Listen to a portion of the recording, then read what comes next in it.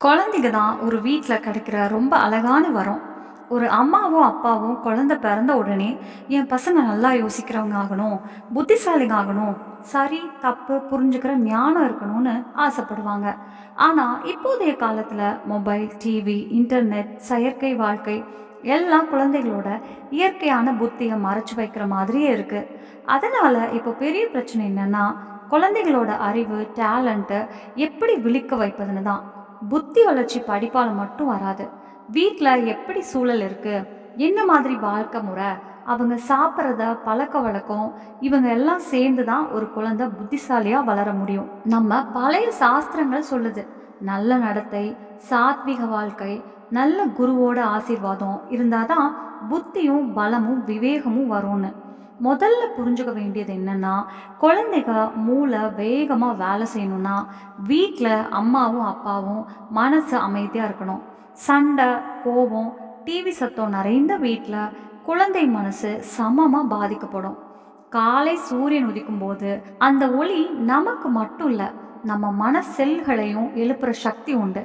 குழந்தைய சூரியோதயத்துக்கு முன்னாடி எழுப்பி கொஞ்ச நேரம் ஆழமாக மூச்சு விடுறது, பிராணாயாமம், தியானம் இல்லை காயத்ரி மந்திரம் சொல்கிறதுக்கே பழக்கப்படுத்திட்டிங்கன்னா அவங்களோட மூளை ரொம்ப வேகமாக வளர ஆரம்பிக்கும். காயத்ரி மந்திரம் மதத்துக்கு மட்டும் இல்லை, மூளை செல்களையே செயல்பட வைக்கிற சக்தி வைத்தது. இந்த மந்திரத்தில் வரும் தியோ யோனக பிரசோதயாத்னு சொல்லும் வரி குழந்தைங்க புத்தியை தூண்டுற மாதிரி இருக்கு. தினமும் காலையில் இந்த மந்திரம் சொன்னால் நினைவு திறன், கான்சன்ட்ரேஷன் ரெண்டுமே ரொம்ப பலமாக இருக்கும், ரெண்டுமே ரொம்ப நல்லாகும். இப்போ நிறைய பேர் மறந்துட்டாங்க, மொபைலும் டிவியும் குழந்தைக்கு நண்பன் இல்லை, பாதிப்பாக இருக்கும் சாதனம். குழந்தை நாள் முழுக்க ஸ்க்ரீனில் இருந்துட்டா அவங்க கண்களுக்கு தான் இல்லை, கற்பனை சக்திக்கும் பெரிய பாதிப்பு வரும். அறிவு வேலை செய்யணும்னா மனசு யோசிக்கணும், கேள்விகள் கேட்கணும், தேடணும். ஆனால் எல்லாத்தையும் மொபைல் ரெடியாக காட்டி தான் இருந்துட்டா மூளை யோசிக்கிற தன்மையே மெல்ல மெல்ல குறைந்து போகும். அதனால் முதல்ல செய்ய வேண்டியது என்னென்னா, குழந்தைக்கு ஸ்க்ரீன் ஃப்ரீ நேரம் கட்டாயம் வைக்கணும். இயற்கைக்கு கொஞ்சம் நெருக்கமாக இருக்க வைக்கணும். மண்ணில் விளையாட விடணும், மர நிழலில் உட்கார விடணும், பறவைகளின் சத்தம் கேட்க விடணும். இவையெல்லாம் குழந்தை மனசை ரொம்ப நல்லா பேலன்ஸ் பண்ணும். குழந்தை புத்தி வளரணும்னா அதுக்கு பெரிய அடிப்படை அவன் சாப்பிட்ற உணவே. இப்போது கிட்டத்தட்ட எல்லா குழந்தைகளும் junk food, cool drinks, packet snacks இதில் தான் சிக்கி கிடக்குறாங்க. நம்ம பழைய நூல்களில் சொல்கிறது போல் எப்படி அன்னமோ அப்படி தான் மனசும் இருக்கும். அதனால் குழந்தைக்கு வீட்டு சுத்தமான சத்தான சாத்வீக உணவு கொடுத்தாலே அவன் மூளை நல்ல வேலை செய்யும். பால், நெய், பாதாம், அக்ரோட், எள், பழங்க, காய்கறிகள் இவை எல்லாமே மூளைக்கு ஆசீர்வாதம் மாதிரி. பழைய காலத்தில் அம்மாக்கள் ராத்திரி தூங்குறதுக்கு முன்னாடி காய்ந்த பாலை கொஞ்சம் குங்குமப்பூ, ஏலக்காய், கொஞ்சம் மஞ்சள் போட்டு குழந்தைக்கு கொடுக்கறது. இது சுவைக்கு தான் இல்லை, மூளை வளர்ச்சிக்கும் ரொம்ப பயனுள்ளதுன்னு நம்மளுக்கே தெரியுது. அடுத்த முக்கியமான விஷயம் தூக்கம். குழந்தை ஆழமாக தூங்கும்போது தான் அவனோட மூளை வளர்ச்சி நடக்குது. ராத்திரி லேட்டாக டிவி அல்லது மொபைல் பார்க்கறதால அவனோட நியூரான்ஸ் சோர்ந்து போகும், கான்சன்ட்ரேஷன் குலைந்து அவன் சீக்கிரம் கோவப்படுறவனாக மாறிடுவான். அதனால் குழந்தை 9 மணிக்குள்ள 10 மணி ஆனாலும் தூங்கணும். காலையில் பிரம்ம முகூர்த்தத்தில் எழுந்தா அந்த நேரத்தோட சூழல் ரொம்ப தூய்மையானது. அது மூளை வளர்ச்சிக்கு செம்மான நேரம். குழந்தைக்கு கதைகள் சொல்லுங்க, ஆனால் தேவதை கதைகள் மட்டும் இல்லை, ஊக்கமளிக்கும் கதைகள், ராமாயணம், மகாபாரதம், பஞ்சதந்திரம் அல்லது பெரிய விஞ்ஞானிகள், சாந்தர்களுடைய வாழ்க்கை கதைகள், இந்த மாதிரி கதைகள் கேட்கறதால நல்லது கெட்டது என்னன்னு தெரிய வரும். கற்பனை சக்தி தூண்டும்.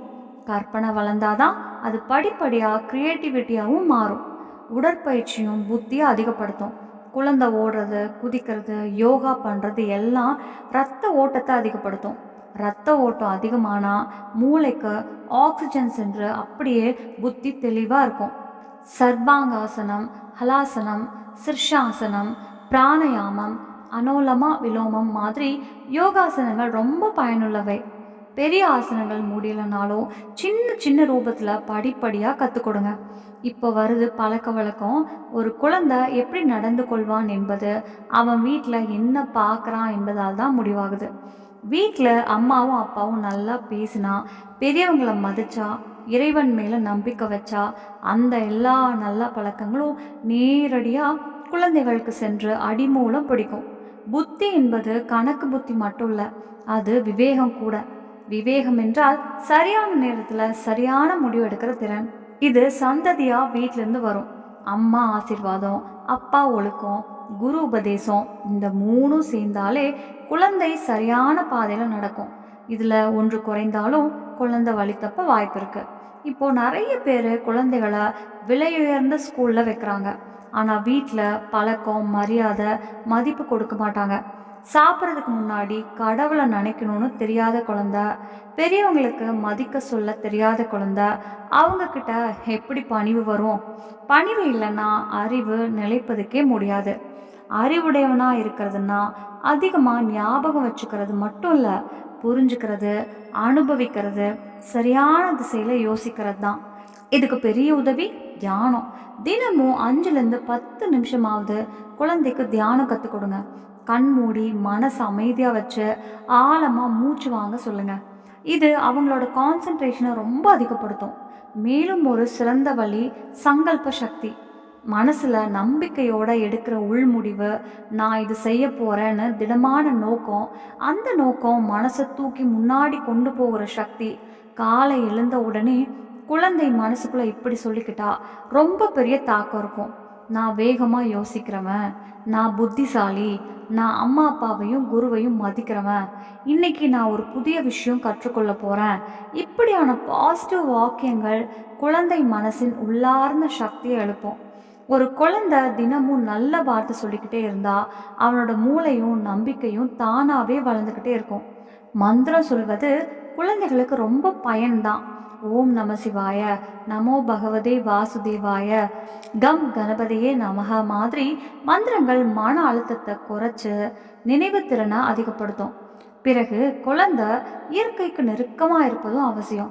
மரங்களின் நடுவே நடக்கிறது, காலை நேர சூரிய ஒளிப்படுறது, பசுமை மேடையில் காலனி இல்லாமல் நடந்தது, இவை எல்லாமே உடலுக்கு தான் இல்லை, மூளைக்கும் பெரிய உயிரோட்டம் கொடுக்கும்.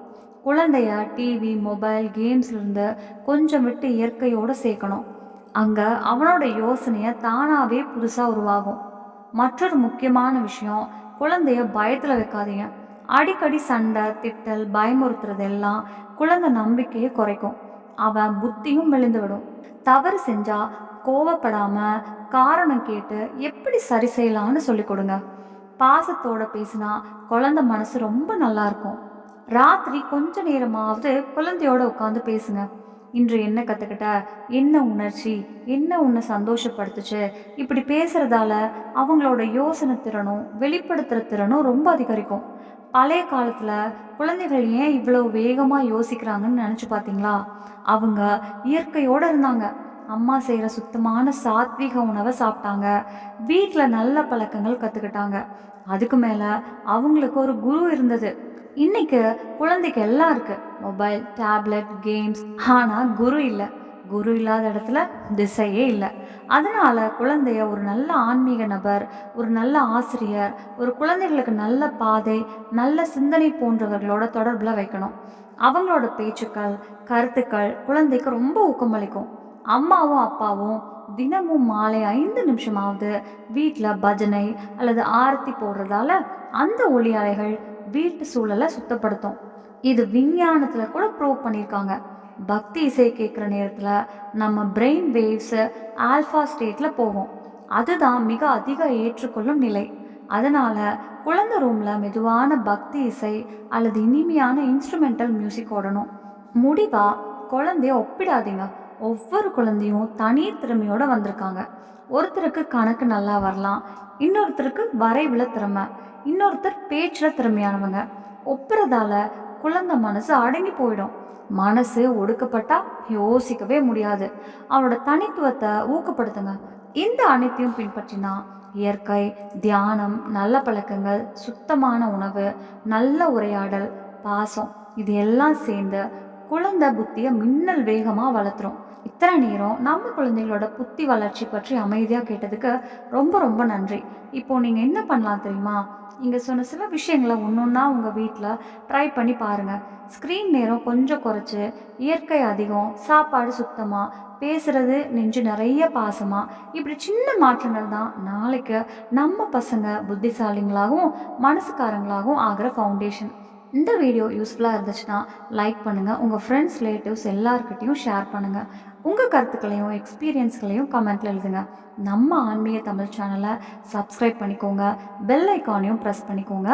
அப்போ தான் இப்படிப்பட்ட யூஸ்ஃபுல்லான அடுத்த வீடியோ வந்தாலும் உங்ககிட்ட உடனே வரும். நன்றி.